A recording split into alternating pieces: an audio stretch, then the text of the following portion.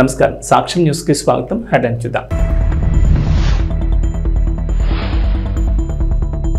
తెలంగాణలో కొత్త రేషన్ కార్డులు, సోషల్ మీడియాలో పోస్టులు viral. Telangana skill university Anand Mahindra కీలక నిర్ణయం, ఆటోమోటివ్ డిపార్ట్మెంట్ను దత్తత తీసుకుంటామని ప్రకటన.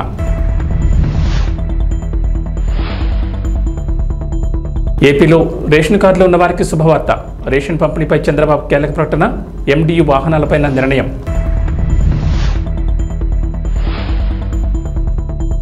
ఏపీ తెలంగాణకు మరోసారి రెయిన్ అలర్ట్, పలు జిల్లాల్లో భారీ వర్షాలు, ఎల్లో అలర్ట్ జారీ చేసిన అధికారులు. తెలంగాణలో కొత్త రేషన్ కార్డుల కోసం చాలా మంది ఎదురు చూస్తున్నారు. చాలా ఏళ్లుగా కొత్త రేషన్ కార్డులు మంజూరు చేయకపోవడంతో కుటుంబాలు వేరుపడిన వారు, కొత్తగా పెళ్లిళ్లు చేసుకున్న వారు కార్డుల కోసం పడిగాపులు కాస్తున్నారు.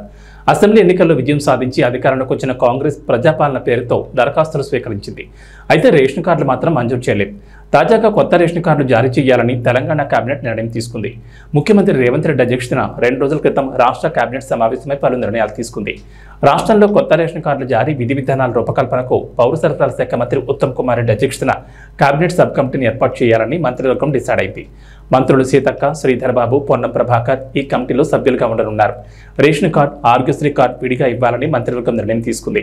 కాగా రేషన్ కార్డుల దరఖాస్తుకు ప్రాసెస్ ఇదేనంటూ సోషల్ మీడియాలో కొన్ని వార్తలు వైరల్ అవుతున్నాయి. కొత్త రేషన్ కార్డుల దరఖాస్తు ప్రక్రియ, వాటి స్టేటస్ తెలుసుకునే విధానం ఇదేనంటూ కొందరు సోషల్ మీడియాలో పోస్టులు వైరల్ చేస్తున్నారు. అయితే ఇది సోషల్ మీడియాలో వైరల్ అవుతున్న పోస్టు మాత్రమే. ప్రభుత్వం నుంచి ఇప్పటి వరకు అప్లికేషన్లకు సంబంధించిన అధికారిక ప్రకటన రాలేదు. గతంలో ప్రజాపాలన నుంచి దరఖాస్తులు స్వీకరించారు. కేబినెట్ సబ్ కమిటీ నివేదిక తర్వాత అప్లికేషన్లకు సంబంధించిన పూర్తి క్లారిటీ వచ్చే అవకాశం ఉంది. తెలంగాణలో నిరుద్యోగాన్ని తగ్గించడం, ప్రైవేట్లో యువతకు పెద్ద ఎత్తున ఉపాధి అవకాశాలు కల్పించడమే లక్ష్యంగా తెలంగాణ ప్రభుత్వం యంగ్ ఇండియా స్కిల్ యూనివర్సిటీ ప్రారంభిస్తున్నట్లు ప్రకటించిన సంగతి తెలిసిందే. రంగారెడ్డి జిల్లా ముచ్చెర్లలో ఈ యూనివర్సిటీకి సీఎం రేవంత్ ఇటీవల శంకుస్థాపన చేశారు. మొత్తం 17 స్కిల్ కోర్సులను యూనివర్సిటీలో ప్రవేశపెట్టనున్నట్లు సీఎం రేవంత్ వెల్లడించారు. స్కిల్ యూనివర్సిటీలో కోర్సు పూర్తి చేసిన వారికి సర్టిఫికెట్స్ అందించాలని నిర్ణయం తీసుకున్నామన్నారు. తాజాగా ఈ స్కిల్ యూనివర్సిటీ విషయంలో ప్రముఖ పారిశ్రామికవేత్త మహీంద్ర గ్రూప్ చైర్మన్ ఆనంద్ మహీంద్ర కీలక ప్రకటన చేశారు. శుక్రవారం రాత్రి ముఖ్యమంత్రి రేవంత్ రెడ్డిని జూబ్లీహిల్స్లోని ఆయన నివాసంలో ఆనంద్ మహీంద్ర మర్యాదపూర్వకంగా కలిశారు. తెలంగాణలో పెట్టుబడులు, ఇతర కీలక అంశాలపై ఇద్దరు చర్చించారు. Telangana young India skill university గురించిన సీఎం రేవంత్ ఆయనకు వివరించారు. స్కిల్ యూనివర్సిటీలో బోధించే 17 విభాగాల్లో ఒకటైన ఆటోమోటివ్ డిపార్ట్మెంట్ను తాము దత్తత తీసుకుంటామని ఆనంద్ మహీంద్ర ప్రకటించారు. ఆ కోర్సుకు సంబంధించిన కరికులం తయారీ కోసం మహీంద్ర గ్రూప్ నుంచి నిపుణుల బృందాన్ని త్వరలోనే రాష్ట్రానికి పంపుతామని చెప్పారు. హైదరాబాద్లోని క్లబ్ మహీంద్ర హాలిడే రిసార్ట్ విస్తరణకు సహకరించాల్సిందిగా ఆనంద్ మహీంద్ర ముఖ్యమంత్రిని కోరారు. అందుకు సీఎం సానుకూలంగా స్పందించారు. ఆటోమోటివ్ డిపార్ట్మెంట్ కోర్సును దత్తత తీసుకుంటామని మహీంద్ర ప్రకటించడం పట్ల సీఎం రేవంత్ హర్షం వ్యక్తం చేశారు.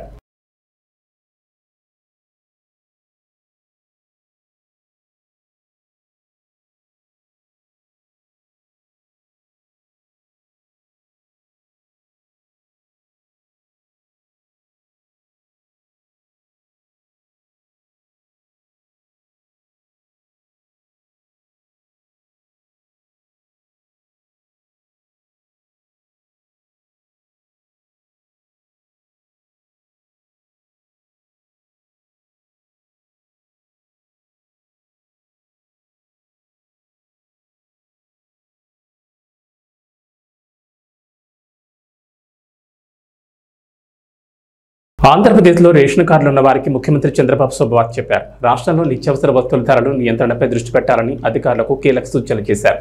ముఖ్యమంత్రి చంద్రబాబు అమరావతి సచివాలయంలో పౌర సరఫరాల శాఖపై సమీక్ష నిర్వహించారు.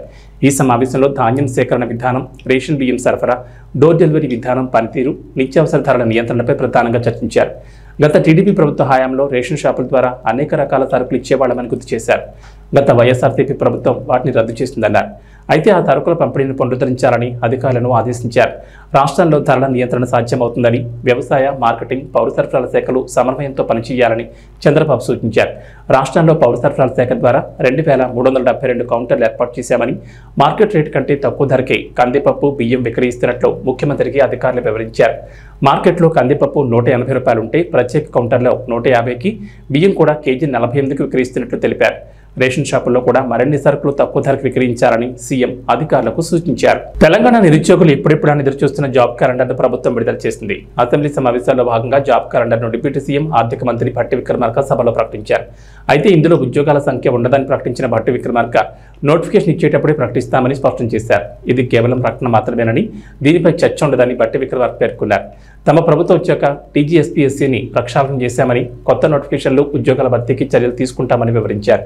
గ్రూప్ 2 పరీక్షను ఆగస్టు 7, 8 తేదీల్లో నుంచి డిసెంబర్కు వాయిదా వేస్తున్నట్లు భట్టి విక్రమార్క తెలిపారు. రాష్ట్రంలో అనేక రిక్రూట్మెంట్ ఏజెన్సీలు ప్రభుత్వ ఉద్యోగ నియామకాలు నిర్వహిస్తున్నందున పరీక్షా తేదీల మధ్య కావాల్సినంత సమయం లేకపోవడం వల్ల దరఖాస్తుదారులు ఒత్తిడికి గురవుతున్నారని తెలిపారు. యూపీఎస్సీ మాదిరిగా పరీక్షలు రద్దు లేదా వాయిదాలు అనేవి లేకుండా ఆ సమస్యను నివారించడానికి పరీక్షలకు సరిపడా ప్రిపరేషన్ సమయం ఉండేలా చర్యలు తీసుకుంటామని తెలిపారు. రాష్ట్రం అంతా దశాబ్దాలుగా ఎదురు చూస్తున్నటువంటి నిరుద్యోగ యువతీ యువకుల యొక్క ఆశలను నిజం చేయటం కోసం ఆనాడు కాంగ్రెస్ పార్టీ ఆధ్వర్యంలో మేము ప్రభుత్వంలోకి రాగానే నిరుద్యోగ యువతీ యువకుల ఉద్యోగాలు నియమించే ప్రక్రియని వెంటనే మొదలు పెడతాం. పబ్లిక్ సర్వీస్ కమిషన్ ప్రక్షాళన చేస్తాం. తద్వారా నిరుద్యోగ యువతీ యువకులకి ఎప్పుడు పరీక్షలు జరుగుతాయో తేదీలతో సహా ముందుగానే ఆ క్యాలెండర్ను ప్రకటిస్తాం. తద్వారా జరిగేటువంటి పోటీ పరీక్షల్లో ఇబ్బంది లేకుండా, ఓవర్లాప్ కాకుండా, సమస్యలు ఉత్పన్నం కాకుండా ఉండేటట్టుగా చేస్తామని ఆ రోజు మాటిచ్చాం. దానికి అనుగుణంగానే ఈరోజు కాంగ్రెస్ ప్రభుత్వం, ప్రజాప్రభుత్వం, రాష్ట్ర ముఖ్యమంత్రి రేవంత్ రెడ్డి గారి నాయకత్వంలో ఈరోజు జాబ్ క్యాలెండర్ని మనం చాలా రోజుల నుంచి ఎదురు చూస్తున్నటువంటి జాబ్ క్యాలెండర్కి సంబంధించి ఈరోజు ప్రకటన ప్రభుత్వ తరఫున చేస్తూ ఉన్నాం. అధ్యక్ష,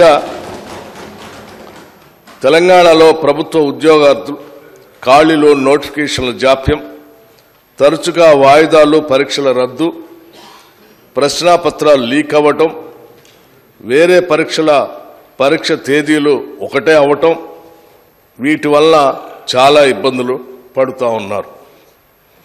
పోటీ పరీక్షలకు సన్నద్ధం అయ్యే యువతల్లో ఈ సమస్యలు తీవ్రమైన నిరుత్సాహాన్ని కలిగించాయి.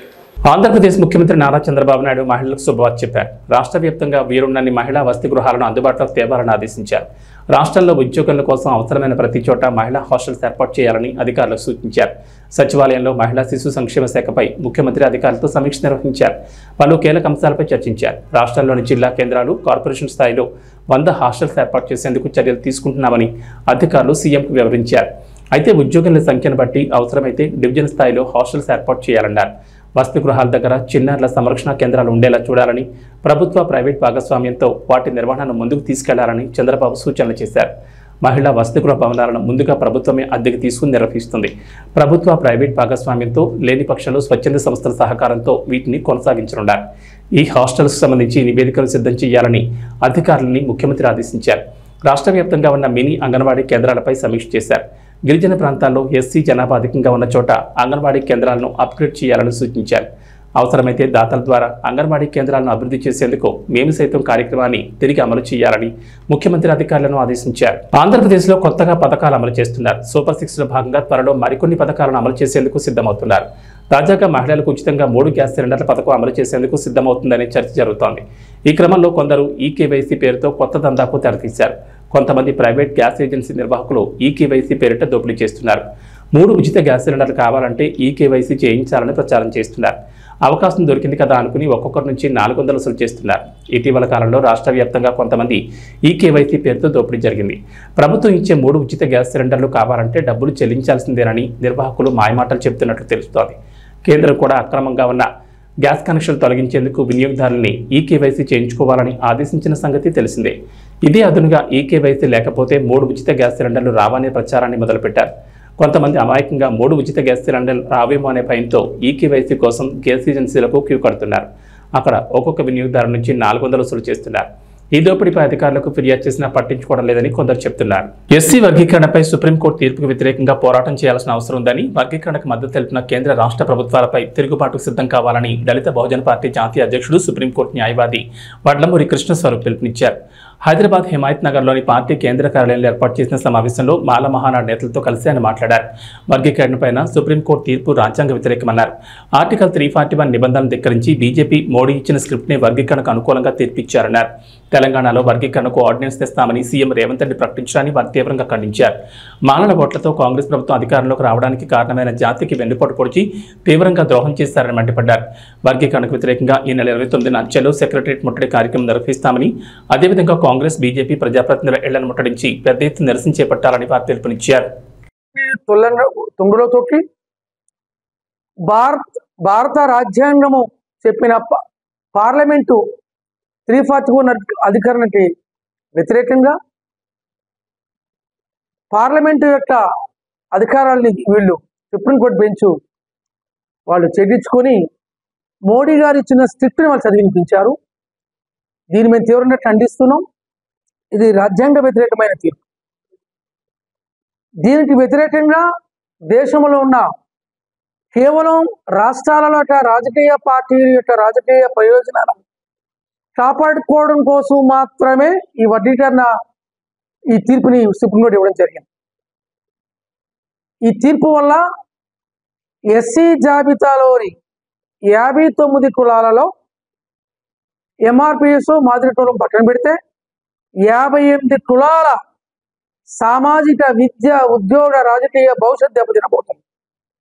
అంటే మెజారిటీ దళిత కులాలకి భవిష్యత్తుని దెబ్బతీసే విధంగా, వాళ్ళ రాజ్యాంగ ఉమ్మడి హక్కుల్ని కాలరేసే విధంగా సుప్రీంకోర్టు తీర్పు ఇచ్చింది. దీన్ని మేము తీవ్రంగా ఖండిస్తున్నాం. ఈ తీర్పు అమలు చేస్తామని తెలంగాణ రాష్ట్ర ముఖ్యమంత్రి మరి రేవంత్ రెడ్డి గారు అసెంబ్లీలో ప్రకటించడం మేము ఖండిస్తున్నాం. మొన్న ఈ మధ్య జరిగిన ఎన్నికల్లో మాదిగ సమాజ వర్గం మొత్తం బీజేపీకి కృష్ణమాధ్ ద్వారా ఓట్లు వేయించారు. కానీ మాల సోదరులు, మాల ఉప కులాలు, దాదాపు దళిత కులాలన్నీ కూడా కాంగ్రెస్ పార్టీ నమ్మి ఓట్లు వేసి ఈ ప్రభుత్వం రావడానికి కారణం. కానీ ఆ దళితుల ఓట్లు, మెజార్టీ దళిత కులాల ఓట్లతోటి గద్దెనెక్కిన ఈ ముఖ్యమంత్రి రేవంత్ రెడ్డి వర్గీకరణ చేస్తామని చాలా సంబరాలు చేసుకుంటున్నాడు. ఆయన ఈ సందర్భంగా మేము రేవంత్ రెడ్డి ప్రవర్తనని, వాళ్ళ ప్రభుత్వ తీరుని మేము ఖండిస్తున్నాం. వర్గీకరణ చేస్తే మిమ్మల్ని రాజకీయ సమాధి చేయడానికి ఈ రాష్ట్రంలో దళితులు తిరుగుబాటు సిద్ధంగా ఉన్నారు. కాబట్టి సుప్రీంకోర్టు తీర్పుని వ్యతిరేకంగా రాష్ట్ర ప్రభుత్వాల యొక్క వర్గీకరణ అనుకూల చర్యలకు వ్యతిరేకంగా, వర్గీకరణకి ఎవరైతే మద్దతిస్తున్నారో ఆ రాజకీయ పార్టీలకు వ్యతిరేకంగా పెద్ద ఎత్తున తిరుగుబాటు చేయాలని, మాల ఉప కులాలకు వర్గీకరణ వ్యతిరేకించే దళిత కులాలందరికీ మేము ఈ సందర్భంగా దళిత భోజన పార్టీగా, మాల మహానాడు సంస్థగా సంయుక్తంగా పిలుపునిస్తున్నాం. అందువల్ల ఈ నెల 29ని చెలో సెక్రటరియట్ పిలుపునిస్తున్నాం. మరి పెద్ద ఎత్తున వేలాది మంది దళితులు, వర్గీకరణ వ్యతిరేక ఉద్యమకారులు, అంబేద్కరవాదులు, దళిత ఉద్యమ సంస్థలు అందరూ కూడా ఈ బీజేపీ కేంద్ర ప్రభుత్వం యొక్క మోడీ ప్రభుత్వ చర్యలకు వ్యతిరేకంగా, సుప్రీంకోర్టు తీర్పుకి వ్యతిరేకంగా, రాష్ట్ర కాంగ్రెస్ పార్టీ యొక్క ప్రభుత్వం యొక్క వర్గీకరణ అనుకూల వైఖరికి వ్యతిరేకంగా తిరుగుబాటు చేయాలని, రేవంత్ రెడ్డి ఇంటిని సచివాలయాన్ని ముట్టించడానికి మరి పెద్ద ఎత్తున తరలి రావాలని ఈ సందర్భంగా పిలుపునిస్తున్నాం. అదేవిధంగా ఆగస్టు 31ని ఆంధ్రప్రదేశ్లో చంద్రబాబు నాయుడు ఈ నివాసాన్ని, ఆంధ్రప్రదేశ్లో అమరావతిలో ఉన్న సచివాలయాన్ని ముట్టడించడానికి కూడా ఈ సందర్భంగా మేము పిలుపునిస్తున్నాం. ఇది రాజ్యాంగ నిబంధనల్ని తొంగలో దొట్టి రాజకీయ ప్రయోజనాలు ఇచ్చిందే సుప్రీంకోర్టు తీర్పు ఇచ్చింది. కాబట్టి ఇది కేవలం ఎస్సీల వర్గీకరణ సమస్యే కాదు. గతంలో అనేకమైన అంశాలలో రాజ్యాంగ నిబంధనల్ని, రాజ్యాంగ హక్కుల్ని కాలరాసి కేవలం బీజేపీ నరేంద్ర మోడీ నాయకత్వ ప్రయోజనాలు కాపాడడం కోసం, ఆధిపత్య దోపిడీ కులాల రాజకీయ ప్రయోజనాలు కాపాడుకోవడం కోసం మాత్రమే దేశ అత్యున్నత న్యాయస్థానం వివిధ అంశాలలో సుప్రీంకోర్టు తీర్పు ఇవ్వడం అత్యంత సిగ్గుచేటుగా మేము భావిస్తున్నాం. ఇది కేవలం ఎస్సీల వర్గీకరణ అంశమే కాదు. గతంలో ఈవీఎంలని వ్యతిరేకమని, బ్యాలెట్ పేపర్ ఎన్నికలు జరపమని మరి సుప్రీంకోర్టులో పిటిషన్లు దాఖలు చేస్తే బీజేపీ సిఫార్సు మేరకు దాన్ని రద్దు చేశాం. అదేవిధంగా బాబ్రీ మసీదు కూల్చివేతలో రాజ్యాంగ చట్టాలని పార్లమెంట్ విధానాన్ని వ్యతిరేకంగా తీర్పునిచ్చారు. జమ్మూ కాశ్మీర్ రాష్ట్రాన్ని చీల్చారు. ఆర్టికల్ 362 ఆర్టికల్ తీసుకొచ్చారు. అలాగే క్రిస్టియన్లు, ముస్లింస్, ఇతర నిమ్న జాతుల యొక్క హక్కుల్ని కాళరాసే విధంగా భారత ప్రభుత్వం చేస్తున్న మనువాదుల చర్యల్ని సమర్థిస్తూ ఈ సుప్రీంకోర్టులో తీర్పులు వస్తున్నాయి. దశాబ్దాల నిరీక్షణ తర్వాత పదోన్నతులు పొంది బదిలీ అయిన వేలాది మంది ఉపాధ్యాయులతో ముఖ్యమంత్రి రేవంత్ రెడ్డి ఆత్మీయ సమావేశంలో పాల్గొన్నారు. తెలంగాణ భవిష్యత్తు ఎక్కడుంది అని ఈ క్షణం నన్ను అడిగితే తెలంగాణ యొక్క భవిష్యత్తు ఎల్బీ స్టేడియంలో ఉంది. వేలాది మంది ఉపాధ్యాయుల రూపంలో ఒకే ఒక్క ఆలోచన, ఆశ, మీ చేతుల్లో ఈ తెలంగాణ భవిష్యత్తు ఉంది. ఇవాళ ఈ తెలంగాణ బలమైన తెలంగాణగా, అభివృద్ధి తెలంగాణగా, ఆర్థికంగా నిలదొక్కునే తెలంగాణగా మార్చాలి అంటే గ్రామీణ ప్రాంతాలలో, తండాలలో, గూడాలలో, మారుమూల పల్లెల్లో ఉన్న దళిత, ఆదివాసీ, గిరిజనుల, బీసీ పిల్లలు ఇవాళ చదువుకోవాలి. వాళ్లకు చదువు చెప్పి వాళ్ళని డాక్టర్లుగా, లాయర్లుగా, ఇంజనీర్లుగా, ఐఏఎస్, ఐపీఎస్లుగా తీర్చిదిద్దే బాధ్యత మీ మీద ఉంది. అందుకే ఈ తెలంగాణ భవిష్యత్తు మా చేతుల్లో కాదు, మీ చేతుల్లో ఉందని చెప్పడానికి నేను ఇవాళ ఈ సమావేశానికి ఏర్పాటు చేసిన. బడ్జెట్ కు సంబంధించి విద్యకు ప్రాధాన్యత ఉండాలి అని చెప్పి 7.3% ఈసారి విద్యకు 21,000 కోట్ల పైగా ఈరోజు విద్యకు నిధులు కేటాయించడం జరిగింది. కొన్ని వాస్తవాలను కూడా ఈరోజు మనం మాట్లాడుకోవాలి. తెలంగాణ రాష్ట్రంలో 40,000 పైచిలకు పాఠశాలలుంటే ప్రభుత్వ ఆధీనంలో 30,000 పాఠశాలలు ప్రభుత్వ ఆధీనంలో ఉన్నాయి. 30,000 పాఠశాలలో 26 లక్షల మంది విద్యార్థులు ఉన్నారు. కానీ అదే ప్రైవేట్లో 10,000 పాఠశాలలుంటే 33 లక్షల మంది విద్యార్థులు ఈరోజు ప్రైవేటు పాఠశాలల్లో చదువుకుంటున్నారు. నేను ఈరోజు ఈ ఆత్మీయ సమ్మేళనంలో మా ఉపాధ్యాయులను నేను ఒకటే అడుగుతున్నా, ప్రైవేటు పాఠశాలల్లో మీకంటే గొప్పగా చదువుకున్నోళ్ళు, మీకంటే ఎక్కువ చదువుకున్నోళ్ళు టీచర్లు ఉన్నారా? ఒక్కసారి ఆలోచన చేయండి. మనమందరం ఒక ప్రతిజ్ఞ తీసుకోవాలి. పోయిన సంవత్సరానికంటే ఈ సంవత్సరం ప్రభుత్వ పాఠశాలల్లో 2 లక్షల మంది విద్యార్థులు తక్కువ చేరికలు జరిగినాయి. దీన్ని మనం విశ్లేషించుకోవాలి. మన పిల్లలు ప్రభుత్వ పాఠశాలకు వెళ్ళడం ఆత్మ గౌరవం అని గ్రామాలలో ఉన్న తల్లిదండ్రులు భావించాలి. అందుకే అమ్మ ఆదర్శ పాఠశాలని సెల్ఫ్ హెల్ప్ గ్రూపులకు పూర్తి బాధ్యత అందించి మన పాఠశాలలు మొదటి రోజే దాదాపుగా 26 లక్షల మంది విద్యార్థులకు మొదటి రోజే వాళ్ళ పాఠ్య పుస్తకాలతో పాటు వాళ్లకు డ్రెస్సులు ఇచ్చే ప్రయత్నం చేసినాం. పాఠశాలలో ఉన్న మీ పారిశుద్ధ్య కార్మికుల సమస్యను పరిష్కరించడానికి అమ్మ ఆదర్శ పాఠశాల పేరు మీద సెల్ఫ్ హెల్ప్ గ్రూపులకే 1,000 రూపాయలు, దాదాపుగా సంవత్సరానికి 79 కోట్ల రూపాయలు ఖర్చయినా మీకు పారిశుద్ధ్య కార్మికుల సమస్యను తీర్చడం ద్వారా వాళ్ళందరినీ అపాయింట్ చేసే బాధ్యత నిర్ణయం తీసుకున్నాం. పాఠశాలల్లో కంప్యూటర్లు ఉండాలన్నా, లేకపోతే సాంకేతిక నైపుణ్యం పెరిగిన ఈ సందర్భంలో మీరు అక్కడ వాళ్ళకి విద్య చెప్పాలి అనంటే విద్యుత్ ఉండాలి. రైతులకు ఇచ్చినప్పుడు, పేదవాళ్లకు 200 యూనిట్లు ఉచితంగా ఇచ్చినప్పుడు తెలంగాణ జాతి నిర్మాణము, తెలంగాణ భవిష్యత్తు పాఠశాలల్లో ఉంటే పాఠశాలల్లో ఎందుకు ఉచితంగా విద్యుత్ ఇవ్వద్దు? తెలంగాణ రాష్ట్రంలో ఉన్న 30,000 పాఠశాలల్లో ఉచితంగా విద్యుత్ ఇవ్వండి. ఆ భారాన్ని రాష్ట్ర ప్రభుత్వమే తీసుకుంటుంది. రేపటి తెలంగాణ భవిష్యత్తు మీ చేతుల్లో ఉంది. తులసివనం లాంటి తెలంగాణలో గంజాయి మొక్కల్ని పీకాల్సిన బాధ్యత మీ మీద కూడా ఉన్నది. ఇవాళ విద్యార్థులు బానిసలు కాకుండా చూడవలసిన బాధ్యత మన మీద ఉన్నది. అందుకే ఈరోజు ఒక పక్కన స్పోర్ట్స్ని ఎంకరేజ్ చేస్తూ, ఒక పక్కన డ్రగ్స్, గంజాయి లాంటి వ్యసనాల నుంచి విద్యార్థులను బయటకు తీసుకొస్తూ వాళ్ళకు ఒక మంచి భవిష్యత్తు ఉండాలి అనంటే మనం బాధ్యతాయుతంగా వ్యవహరించాలి. మన ప్రభుత్వ పాఠశాలల్ని మెరుగుపరచుకోవాల్సిన అవసరం మన మీద ఉన్నది.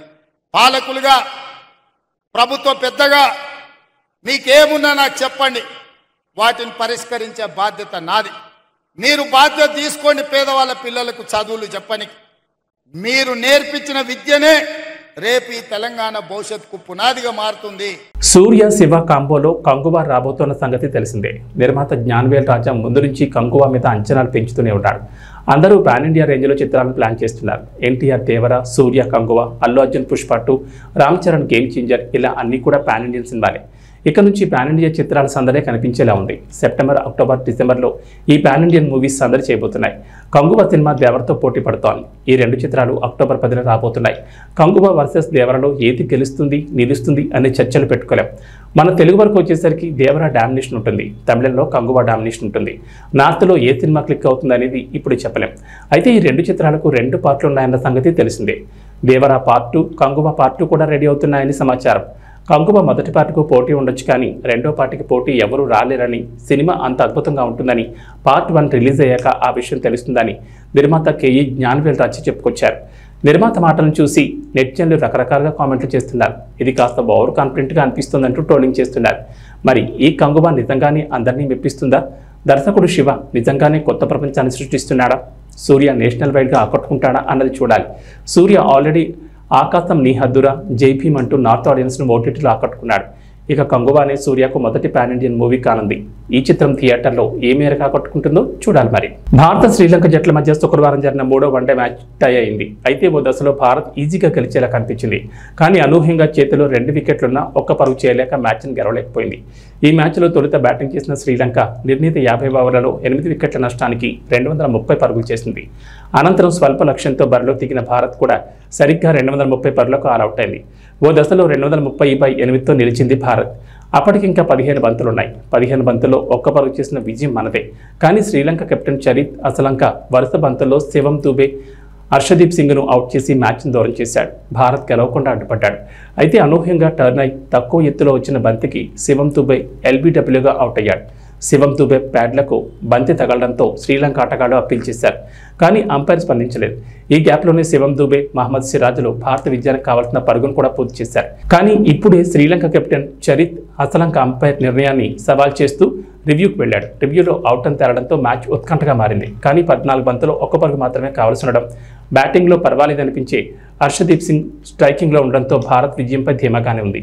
డ్రెస్సింగ్ రూమ్లో ఉన్న విరాట్ కోహ్లీ, హెడ్ కోచ్ గౌతమ్ గంభీర్లు సైతం గెలిచినట్లే భావించారు. ఇక వాతావరణ విషయానికి వస్తే తెలంగాణలో జూన్ మొదటి వారంలోనే నైరుతి రుతుపవనాలు ప్రారంభం కాగా ఆ నెలలో సరిగ్గా వర్షాలు కురవలేదు. అయితే జూలై 2వ వారం నుంచి తెలంగాణ వ్యాప్తంగా విస్తారంగా వర్షాలు కురుస్తున్నాయి. కొన్ని చోట్ల భారీ వర్షాలు, మరికొన్ని చోట్ల ముసురు వర్షంతో వాకులు, వంకలు పొంగి పొర్లుతున్నాయి. జలాశయాలు నిండుకుండలా మారాయి. ప్రాజెక్టులు జలకళను సంతరించుకున్నాయి. ఈ నేపథ్యంలో రాష్ట్రానికి వాతావరణ శాఖ అధికారులు మరోసారి రెయిన్ అలర్ట్ జారీ చేశారు. తెలంగాణ వ్యాప్తంగా వచ్చే 4-5 రోజులు తేలికపాటి నుంచి భారీ వర్షాలకు ఛాన్స్ ఉందని చెప్పారు.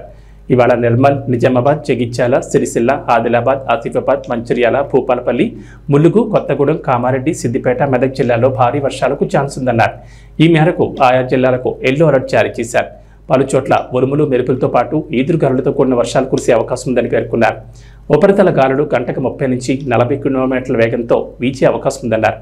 ప్రజలు అప్రమత్తంగా ఉండాలని, అవసరమైతేనే బయటకు రావాలని సూచించారు. అటు ఏపీకి వాతావరణ శాఖ రెయిన్ అలర్ట్ ఇచ్చింది. బంగాళాఖాతంలో పశ్చిమ బెంగాల్కు సమీపంలో శుక్రవారం ఉదయం అల్పపీడనం ఏర్పడింది. వచ్చే 24 గంటల్లో పశ్చిమ వాయు దిశగా పయనించి వాయుగుండంగా మారనుందని ఐఎండీ తెలిపింది. ఈ ప్రభావంతో శనివారం నుంచి ఈ నెల 6 వరకు పశ్చిమ బెంగాల్, జార్ఖండ్, ఛత్తీస్గఢ్, మధ్యప్రదేశ్, ఉత్తరప్రదేశ్, రాజస్థాన్లో భారీ నుంచి అతి భారీ వర్షాలు కురుస్తాయని అంచనా వేస్తున్నారు. ఈ ప్రభావం ఆంధ్రప్రదేశ్పై ఉండదని వాతావరణ శాఖ తెలిపింది. రాబోయే 3 రోజుల్లో రాష్ట్రంలోని పలు ప్రాంతాల్లో తేలికపాటి నుంచి ఓ మోస్తరు వర్షాలు కురుస్తాయని భావిస్తున్నారు. ఏబీ బులెటిన్ విశేషాలు. నమస్కారం.